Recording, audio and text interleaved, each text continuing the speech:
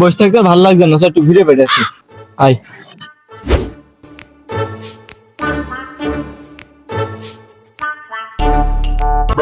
তোর আমার কোন নিয়ে যাচ্ছিস রাত্রির বেলা তো?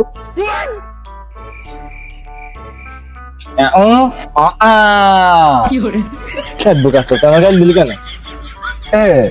ও তো কথাই বলতে পারে না, তো বাবা তোর গাড়ি নিলি কিভাবে? না আমি এখন টাকা না, ভাত খাবো। আমার ফোন কি করিস? ফোন দে, ফোন কি করিস? ফোন দে, ফোন দে।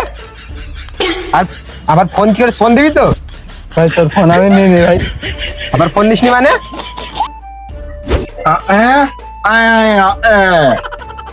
সামনে এত লোক, আর কথা শোনা যাচ্ছে না তো।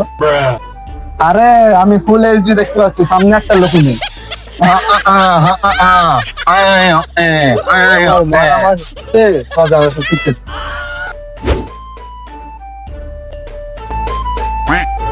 কি হয়েছে ভাই? আমি আমার প্রেমিকার সাথে কথা বলতে তো চলে যাচ্ছিলাম, তোর আবার তোমার ফোনটা চুরি করে নিয়েছে।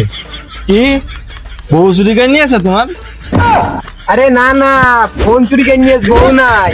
আচ্ছা সমস্যা নেই, তুমি চোরটাকে মারো, কিন্তু তোমার প্রেমিকার নাম্বারটা আমাকে দাও, আমি একটু লাইন করার চেষ্টা করি। সি সি সি, এক মুঠো ভাতই তো খেয়েছে, ওইগুলো ছোটটাকে এভাবে মারবা? এত ভাতের অভাব তোমাদের?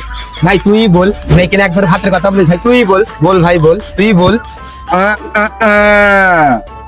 গাল দিবি না?